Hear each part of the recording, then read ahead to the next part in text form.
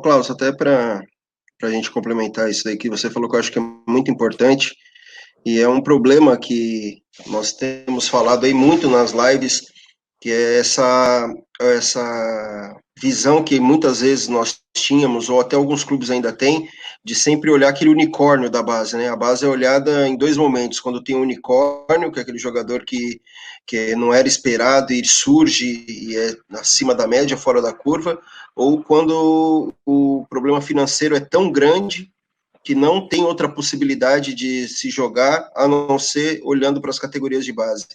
Né? Então, esse é um ponto bem importante, né, que deve ser olhado, porque nem sempre o que é formado na base é tão acima da média, tem uma média, tem aquele DNA do clube no processo de formação, e às vezes aquele atleta que é menosprezado durante a categoria de base, ele se torna um grande profissional. Então, eu Ou acho quando que é um vem uma pandemia, né, Euler? Quando vem uma pandemia.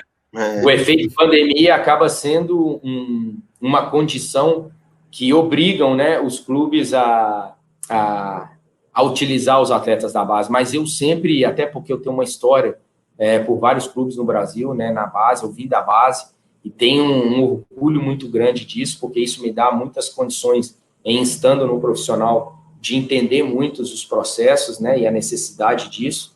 Mas ela não pode ser uma opção, né, de um clube de futebol aproveitar ou não a base. Se você investe em toda uma estrutura, ela tem um porquê. Você tem as divisões de base para formar jogadores para o profissional e para trazer outros modelos de negócio que seja no retorno financeiro daquele custo que você teve com a formação desse atleta. Então, ela deve ser uma condição básica, esse aproveitamento de atletas. É por isso que você tem que fazer todas as etapas com a sua excelência, né? De recrutamento, de captação, de desenvolvimento, de transição e de aproveitamento no profissional. Isso tudo é muito importante para que você também maximize essa chance de, quando o atleta chegar aqui, ele trazer esse resultado técnico inicialmente, que é o que se espera, e posteriormente o resultado financeiro, que é onde se tem o maior lucro, né? A maior lucratividade que você tem são com esses atletas, né? O percentual que você tem de margem nesse lucro é muito grande. Se você contrata um jogador de mercado e revende, há uma lucratividade também nesse tipo de modelo de negócio, mas nem se compara com o nível de rentabilidade que você possa vir a ter, né? E de lucro com os atletas vindos das divisões de base. E também há um aspecto desportivo que a gente precisa pontuar. O atleta formado nas divisões de base, ele tem um fator fundamental, identificação com a camisa. Ele tem gosto por aquele clube.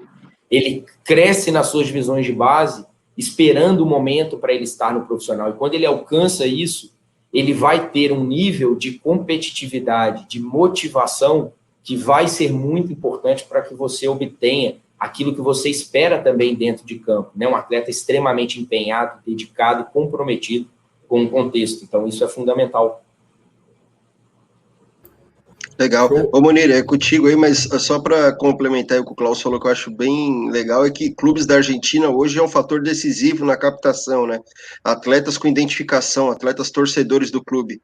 Alguns clubes lá como Rosário Central, Banfield, Talleres, são clubes que um dos momentos ali durante a captação de atletas, a pergunta que time que você torce tem um peso gigante, e eles preterem mesmo o menino que torce para o clube deles sempre é escolhido. É algo que eu acho bem interessante que eles estão fazendo lá, porque isso daí até fortalece aquele espírito que eles têm do atleta não sair para um clube menor do que ele está jogando. A gente vai falar sobre outros assuntos também, Klaus, mas só aproveitando o tema da base, que eu acho que não dá para falar desse Grêmio atual sem falar de base, até aproveitando a tua experiência. A gente pega aí o balanço financeiro do Grêmio, ano passado, 25% das receitas vieram de venda de jogadores. Em 2018, 33%, e aí tem uma venda mais importante do Arthur. Mas a gente tem aí, o Grêmio tem ativos importantes ainda no elenco, né? Valiosos aí. Everton, Matheus Henrique, tem PP, Jean-Pierre, tem gente aí falando nas mensagens que você não vendeu o Bobsinho e o Diego Rosa, que está chegando ainda. Eu queria ouvir um pouco, você falou da importância da captação, eu queria entender como funciona essa captação na base, se vocês têm... E aí eu pergunto na questão regional mesmo no Brasil, como vocês distribuem esse processo de captação. E também eu vi ainda sobre a base, porque o Grêmio tem, talvez, o treinador, entre os clubes grandes, o mais longevo, certamente, né? Entre todos, não sei dizer, mas entre os clubes grandes, o mais longevo, o que favorece também uma transição melhor.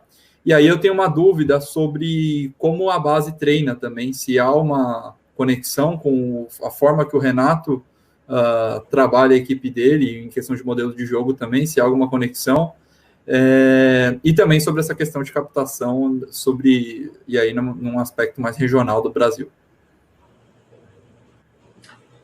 Com relação à captação, eu também posso dizer, assim, com muita satisfação, né, por ter liderado o departamento de captação de alguns grandes clubes no Brasil, e é algo extremamente importante, ainda mais num país como o nosso, em que, em todos os níveis, nós temos atletas tendo condições de serem captados.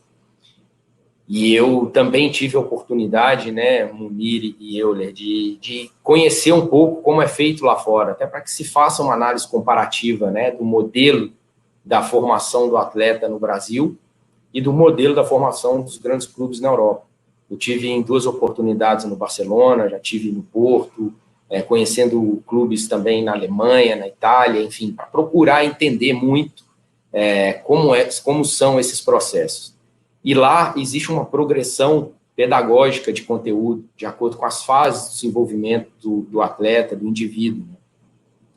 E, para eles, a formação ela só funciona dessa forma.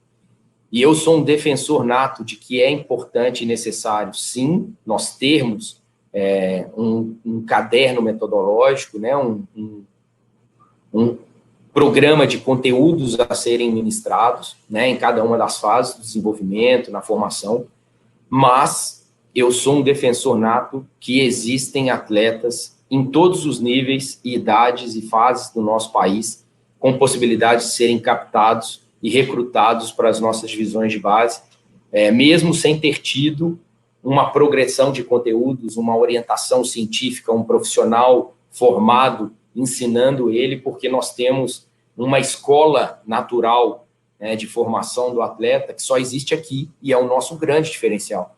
Nós temos o futsal, os becos, a viela, a rua, a areia, enfim, os campinhos de terra da várzea que estão por aí. Nós temos as estruturas de formação, como eu citei, né, que são 750 clubes em nosso país, que com toda certeza não existe uma prática orientada, com conteúdos ministrados na formação dos atletas. Existe lá uma divisão de base, existe lá um futebol amador e uma condição de oportunizar os atletas a jogarem e mostrarem o seu valor. E em todos os clubes que eu passei, eu sempre defendi e muito isso. Já tive muito sucesso nessa captação de atletas ali na fase talvez final de formação, na fase inicial de formação também, enfim.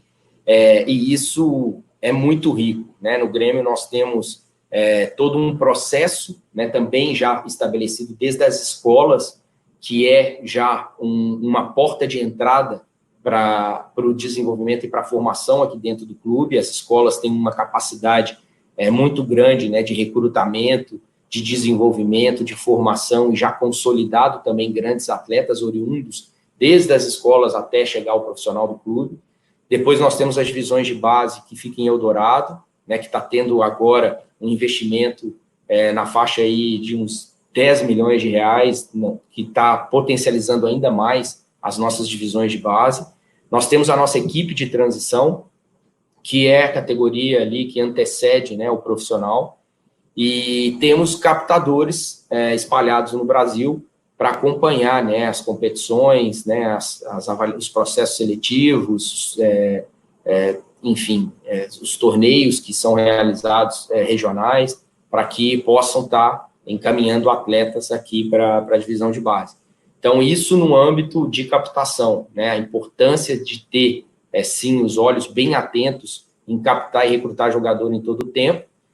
E em relação à segunda pergunta, em relação ao modelo, né, numa questão baseado na questão do Renato, da forma do Renato de jogar, a base é muito importante proporcionar ao atleta, durante o período de desenvolvimento e a sua formação, oportunizá-los uma vivência de tudo aquilo que é importante para o jogo. Ele vivenciar situações do jogo em várias posições, em várias funções, em vários modelos de jogo diferentes, porque isso é formar. Isso é dar um repertório motor cognitivo para o atleta, para que ele esteja apto ao mercado em todos os níveis em que ele alcançar, né? Então, é importante ter essas variações nas categorias diferentes, nas posições e modelos de jogo diferentes. Claro que baseado sempre na técnica, na capacidade do atleta em saber jogar com a bola no pé. Nós moramos e vivemos num país onde aquilo que o jogador mais sabe fazer é quando a bola está em seus pés. Por que ele escolher um jogo onde a bola não fica nos nossos pés, né? Então, isso é muito importante. Às vezes a gente vê jogo de ligação direta, né, de chutão, e, enfim, e isso é um crime para a formação, né? O jogador tem que vivenciar situações de jogo, mas essa liberdade ela é muito maior nas divisões de base. Na equipe de transição, que é a categoria que antecede, então, como está ali a um passo para chegar ao profissional, ali sim há um espelhamento com o modelo de jogo e com a forma com que o Renato utiliza. Então, para minimizar esse impacto no momento que a transição for realizada, o atleta sofrer menos, né, para isso. Então, e isso também facilita até essa transição, para o atleta já chegar aqui e saber qual é a condição que ele ocupa no jogo, o que se espera dele e o que ele pode desempenhar em cada uma das funções que ele vai estar aqui no profissional. Show. Só complementar.